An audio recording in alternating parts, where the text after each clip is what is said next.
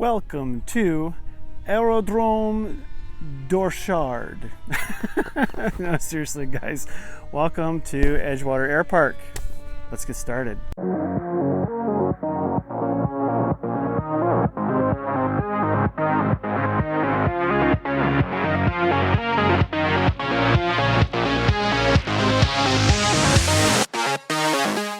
All right, so I'm here Memorial Day weekend at Edgewater Air Park, home of Flight Test. And what's great about this facility is that there are numerous runways that people can fly off of, and there's a store, and there's a pilot institute. There's a lot of really fun things here. That being said, I'm here talking with people about high wing trainers. High wing trainers been around forever. What's so special about high wing trainers? Well, I'm here to do a series of videos and try to convince you, among other pilots within our hobby, that every pilot should have and use a big high wing trainer. Now, what constitutes a big high wing trainer? Okay, so I have had a Carl Goldberg Eagle 2, which is like a 40 size airplane. And that is a really great trainer. Loved it, filtered it through a tree, still regret it, have bones of another one that I can rebuild. But this past winter, a club member came to me and said, "Hey, I got this Cadet Senior, and do you want it?" And I said, twist my arm. I'd been actually wanting another trainer for a while because there's just something about having one that is very familiar, very comfortable, and is almost one of those go-to planes. There's some people say, "Oh, well, you know, bush plane, I love to go to my bush plane for just bashing around the sticks." Man, let me tell you how much more a high wing trainer can do. First thing I want to say is this is going to be broken up into several different episodes. So first and foremost, today I'm going to talk about the building of the airplane, what it can do, and what performance the airplane can, what you can expect in terms of performance. So then on top of that, we're going to do episodes on aerotow, bombing, and banner tow. So these are all different things that you can do with a high wing trainer that adds so much fun to your high wing trainer experience. Lots of different skills, lots of different thinking, and really pushing your piloting skills as well as your engineering and building skills to the max. All right, so moving on, why do we have a high wing trainer among scale airplanes? Well, not that one. That one's just really fun. But the Cadet is, it's a special airplane because, number one, it's got a huge tail. So the vertical stabilizer, the horizontal stabilizer, they're just big. So it makes the airplane really stable. And then on top of that, it's got these huge, huge wings. So you have all the surface area. On top of that, you have massive ailerons, and the control surfaces are really big too on the tail. So you're able to do lots of really fun maneuvers, but you have really good control of the aircraft in general. Now, the SIG Cadet comes in two different forms. There's the ARF version, which is a tail dragger, which can work. You could probably retrofit it for a tricycle gear, but my preference is the tricycle gear on these kinds of trainers. The kit form of the Cadet Senior is really where you're going to get the best bang for your buck. It's a tricycle gear airplane, but with the kit, it's only $130 for the kit. So $130 plus a couple of rolls of covering film, you're looking at $150, maybe $160 for the airframe, including all the glue and other parts and things that you may need from DUBRO. And then you're talking about like $50 motor, $50, $60 speed controller, and a handful of servos. Okay, so you're talking about another $200 for this airplane. So you're talking about a $300, $400 airplane. And what you get for that $300, $400 is immense. So you'll have to pardon the noise. It's just like I'm here at the flying field with all these awesome people. But let me tell you about building one of these things. So looking inside of it, and I'll cut to some B-roll here, you can really tell that this is like the beginner building balsa model. Okay, you're learning all of these different techniques about shaping and forming and stick building, and covering all of these basic techniques that are fantastic for repairing, for building other more advanced models. But what's cool about it too is that you can ask really basic questions and people are going to know the answers to them because it's such a familiar and well-known airplane. So with that, you can really start building out your balsa building repertoire. So if you're an entry-level person, it's a great trainer, number one, to have.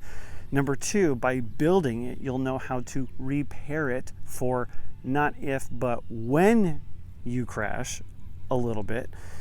You'll be able to rebuild it.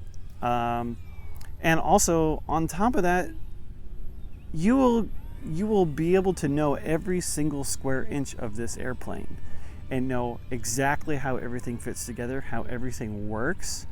And let me tell you, you can learn all of the basics with this airplane. Sanding, just so that everything fits right and looks right when you cover it.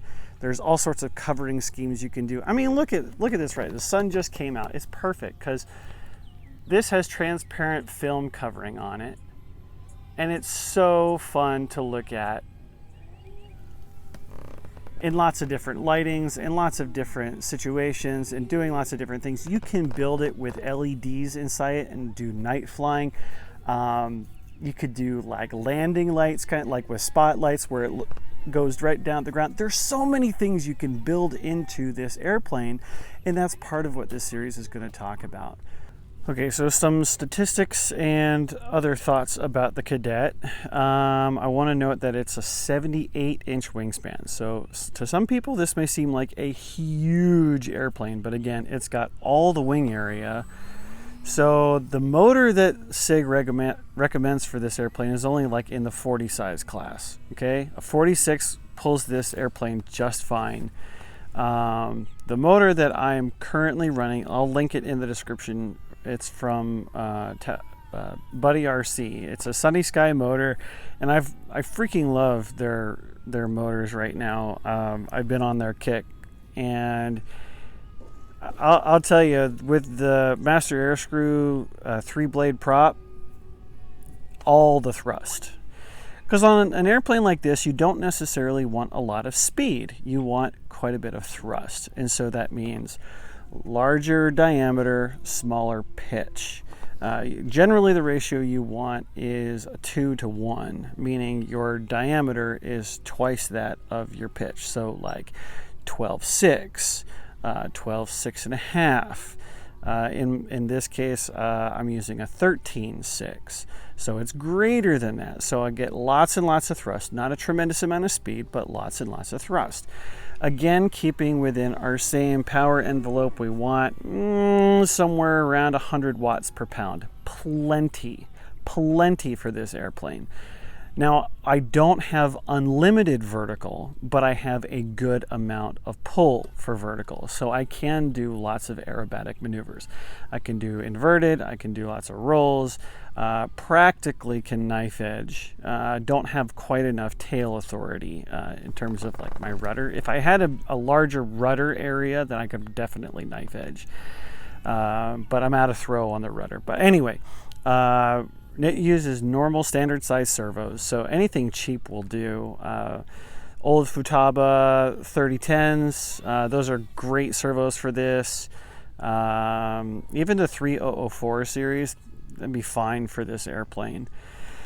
So you can go from there. I mean, the torque specs are all published online. It's all easy for you guys to select that stuff. Hobby King, I'm sure, has some standard size servos that would do just fine that are going to be really inexpensive.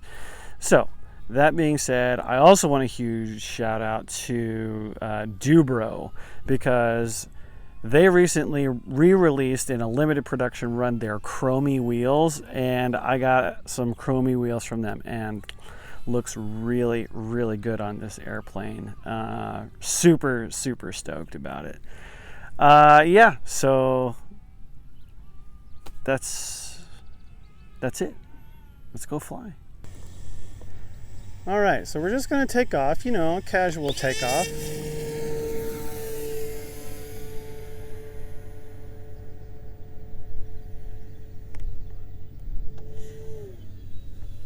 So yeah, this airplane you can fly super smooth, and it's great for all of its self-righting because of the dihedral in the wing, but it's not too aggressive. But it's pretty much an honest point and shoot airplane. Like, that is complete hands off.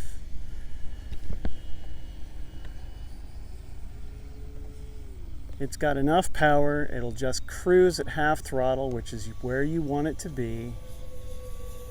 It's got plenty of speed for a presence, lets you think ahead of the airplane.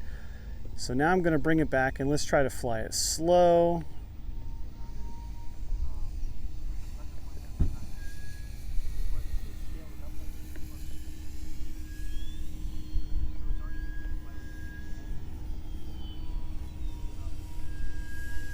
Just a little bit of throttle goes a long way with this airplane. Again, so much wing area. And then you can do stuff like that. Power up, get through the maneuver, and then come back. All right, so now let's do something a little more aggressive. Do an Immelman.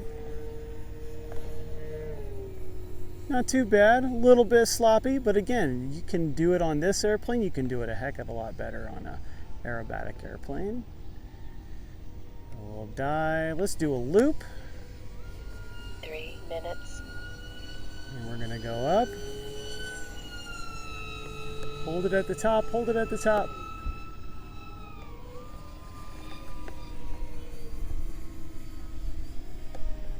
All right, let's get a little more crazy.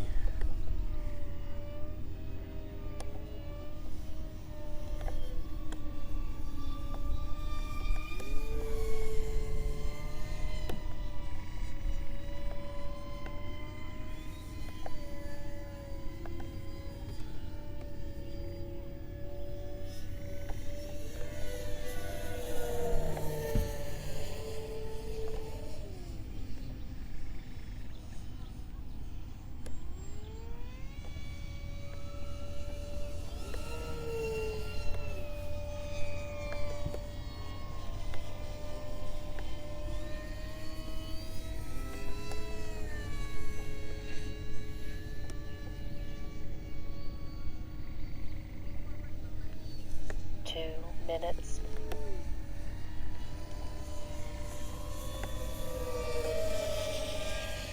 So for 4S, yeah, I think she's got plenty of power.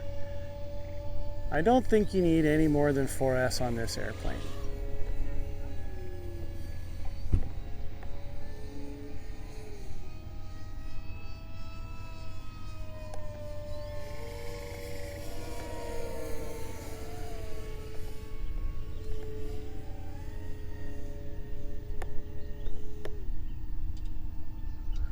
And we can go back to just some gentle flying, nice relaxing stuff.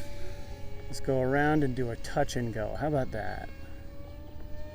That's another great thing about the tricycle gear, is it lets you really dial in your landing approach and really learn how to perfect those greased landings. Let's see how well I do.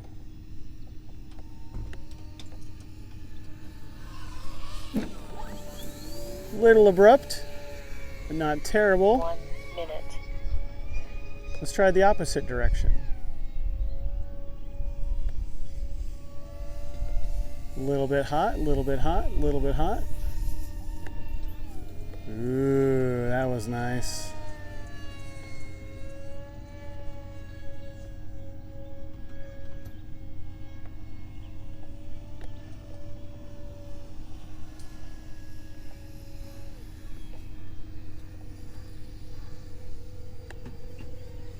just kissing the grass. 30 seconds. All right, so how about we land for real this time since we're running low on our timer. My timer is always usually set for about 2 minutes behind what is absolutely necessary for the battery. At events like this, it allows me time if someone else has an emergency landing or I need to go around. Just like that. 10, 9, 8, 7, 6. Throttle hold. All right, throttle cut. So that is the SIG Cadet Senior. Personally, I love this plane. I wish everybody had one and we could all fly them together because they are so much fun. Every pilot needs a high wing, big high wing trainer like this. It'll teach you all the great things, it'll teach you all the fun things, and it'll help you become a better builder and a better pilot. So until next time, get going on your high wing flying work of art.